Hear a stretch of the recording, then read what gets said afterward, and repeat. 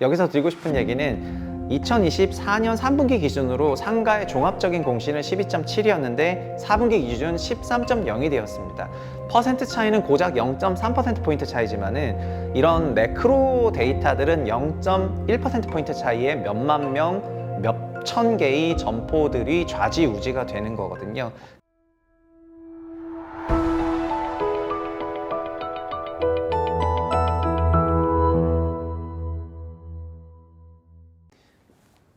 안녕하세요. 분석왕 최상욱입니다. 최근 상가 공실이 눈에 띄게 늘어났다는 생각을 하시는 분들이 많으시리라고 봅니다.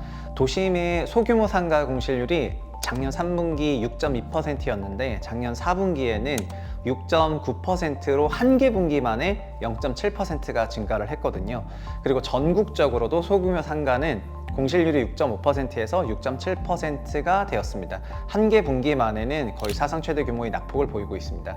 중대형 상가는 공실이 더 심한데요. 2022년 13.1%에서 2024년 2분기에는 13.8%로 종합적으로 공실률이 증가를 했습니다.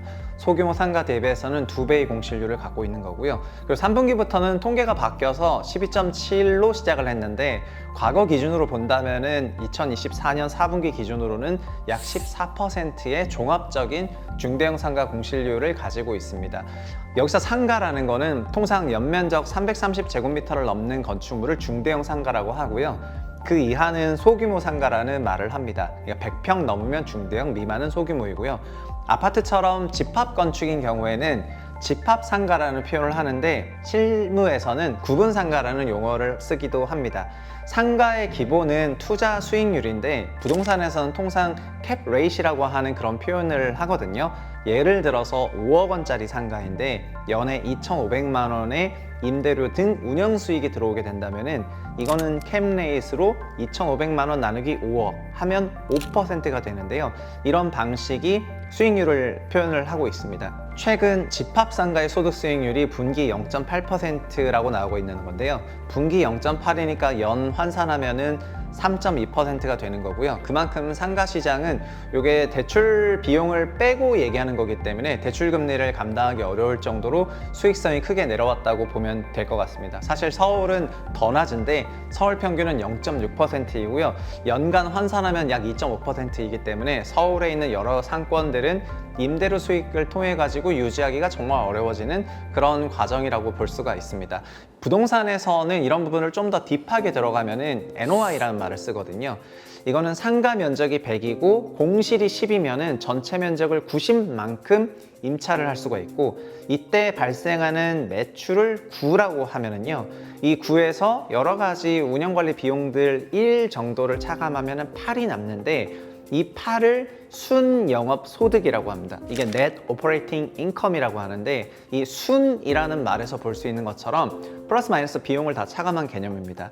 그런데 이 NOI 계산에서는 대출이자, 상가를 살 때 대출을 받았다면 이 대출 이자에 대한 원리금은 들어가지가 않는데 그래서 실무적으로는 이 NOI를 계산할 때 이것이 해당 부동산의 총 매출이다 라고 계산을 하고요. 이거는 상가나 오피스, 사업용 건물 전체에 활용하는 개념이 되겠습니다. 아까 말씀드렸던 캡레이스는 이 자본 수익률의 개념인데 이거는 이 NOI를 부동산 가격으로 나눈 게 되는 거거든요. 그런데 9의 NOI가 나오는 건물 가격이 300이라고 하면은 그러면 캡레이트는 9 나누기 300은 3%가 되는 겁니다. 그런데 요즘 상권 시장에 나오는 있는 문제점은 뭐냐면은 기본적으로 캡레이트이 높다라는 거는 분자가 크다는 거거든요. 9가 아니고 10이면은 분자가 커지는 거겠죠. 그리고 캡레이트이 낮다는 거는 분모가 크다는 것입니다. 300이 아니라 500이라면 분모가 크기 때문에 캡레이트이 낮아지는 겁니다. 그래서 캡레이트이 낮아지는 경우에는 통상 부동산 가격이 상승하는 굉장히 좋은 환경을 의미를 하는데 현재 한국의 캡레이트이 낮아지는 거는 좀 심각한 상황입니다. 왜냐하면은 가령 5% 캡레이트인데 건물 가격인 분모가 올라가지도 않았는데 4% 캡레이트이 된다면은 그거는 임차료 소득이 안 나오고 있다는 중이고요. 임차료 소득이 안 나온다는 거는 건물에 굉장히 부정적인 신호가 나오는 것입니다. 사실 아까 임차 소득을 계산하고 캡레이트를 계산할 때는 Net Operating Income인 NOI를 계산하는데 이 NOI에서 만약에 공실률이 증가하게 된다면은 전체 면적 100에서 이거를 90 정도를 임차하다가 전체 면적을 85만 임차하게 된다면은 임차료가 유지됐을 때는 기본적으로 NOI가 내려가게 되거든요. NOI가 내려가게 된다면은 건물 가격인 300이 그대로 됐을 때는 마찬가지로 캡레이트도 내려가게 됩니다. 따라서 공실이 증가하면서 나타나는 이런 캡레이트의 하락은 부동산 씬에서는 어떻게 보면 최악의 상황을 의미하고요. 현재 이것이 한국의 중대형 상가 그리고 집합상가 소규모 상가에 거의 공통적으로 나타나는 현상이라고 할 수가 있을 것 같습니다. 사실 그나마 최근에는 2023년에는 상가의 매매가 하락도 나오면서 투자 수익률이 아예 마이너스로 전환한 적이 있었는데요. 지금은 투자 수익률이 완전 마이너스로 전환까지는 아니라도 공실률이 증가하면서 NOI가 올라가질 못하고 캡레이트이 낮아지는 구조적인 이런 침체장 흐름으로 상가 시장이 흘러가고 있다고 할 수가 있기 때문에 이거는 사실 굉장히 심각한 상황이라고 볼 수 있겠습니다. 즉 임대료는 안 거치고 건물 가격은 이제 올라가는 그런 형태 혹은 건물 가격이 유지되는 그런 형태인데 이것이 장기적으로 어떤 걸 의미하냐면은 상가 소유주들에게 상당한 현금 흐름 문제가 발생할 수 있다는 것을 시사를 하고 있습니다. 사실 이렇게 상가 투자 수익성이 악화가 된 배경에는 상가 수요 자체의 구조적인 감소도 자리를 하고 있습니다. 가장 대표적으로 생각할 수 있는 것은 온라인 소비 증가인데요. 이커머스와 배달 플랫폼이 성장을 했기 때문에 오프라인 상점의 매출 비중이 감소를 했고요. 그리고 이에 따라서 길거리 상권의 유동인구와 소비 지출도 예전만큼 못하게 되었습니다. 현재 헥타르 기준으로 서울시에서 제공하는 가장 큰 상권이 강남역 상권인데 이 강남역 상권의 유동인구도 전년비로는 빠지고 있거든요. 그리고 삼성역이나 다른 지역도 대부분 다 마찬가지입니다. 서울 전역의 전년비 유동인구가 빠지고 있는 와중에 아마 성수동 지역에서만 YOY로 유동인구가 조금 늘어나고 있다. 이 정도로 보시면 될 것 같습니다.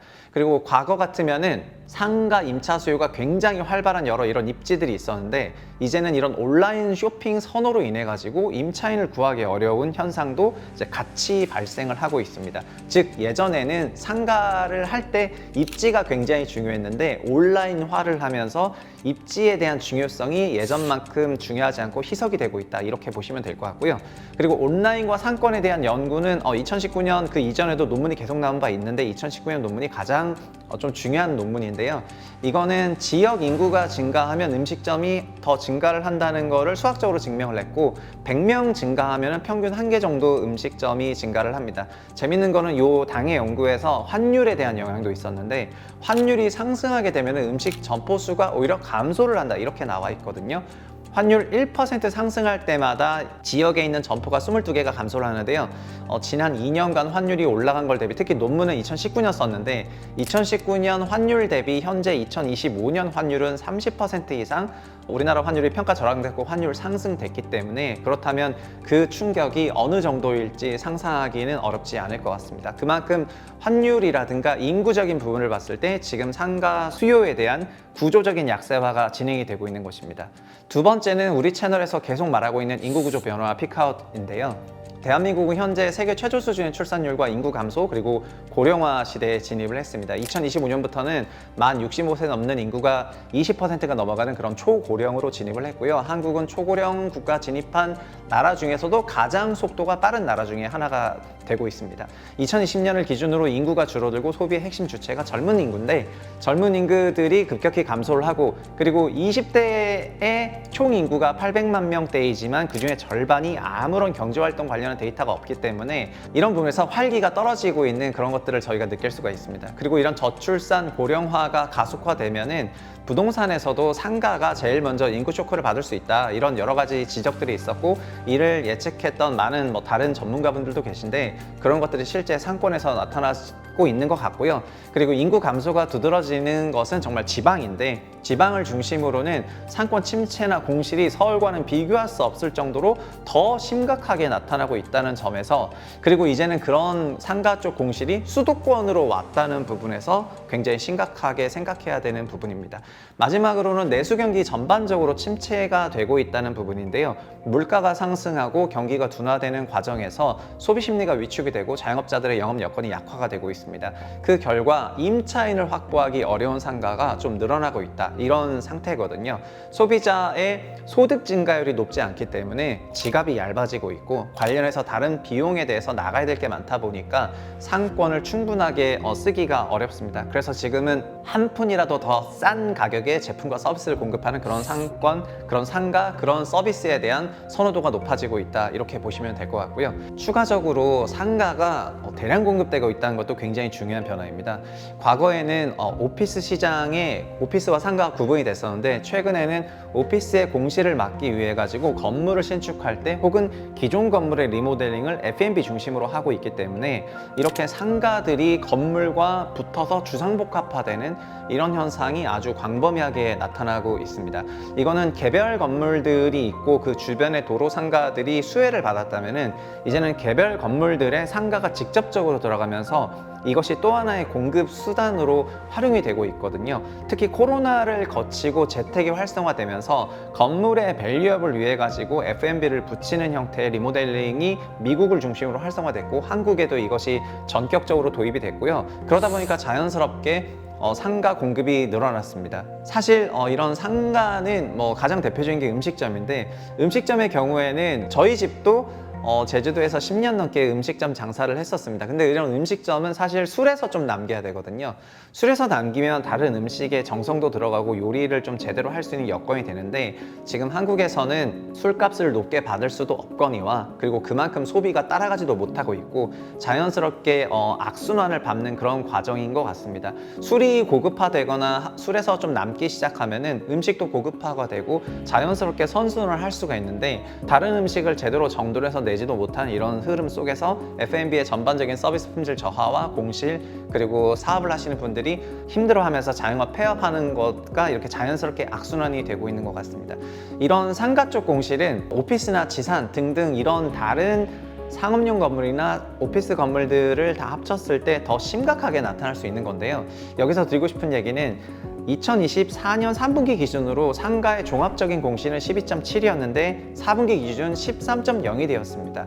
퍼센트 차이는 고작 0.3%포인트 차이지만은 이런 매크로 데이터들은 0.1%포인트 차이에 몇만 명, 몇천 개의 점포들이 좌지우지가 되는 거거든요. 그래서 이렇게 단기적으로 데이터들이 크게 경색될 때가 경제에 상당한 충격이 오고 있다는 걸 예고하고 있는 것인데, 지금 그런 시기가 되고 있는 것 같습니다. 피카 코리아 2가 지금 새로 시작했다, 그렇게 말씀드리겠습니다. 저희 분석왕은 또 한국의 여러 가지 인구와 사회 부동산 문제 부조리를 다루는 그런 채널로 좀 컸고 많은 분들이 좋아해 주셨는데요. 올해도 관련한 내용들을 업데이트해서 의료부터 시작해서 교육, 부동산 문제 등등 많은 문제들에 대해서 다시 업데이트를 진행하고요. 관련 내용들을 계속해서 업로드하겠습니다. 구독, 좋아요 부탁드리겠습니다. 감사합니다.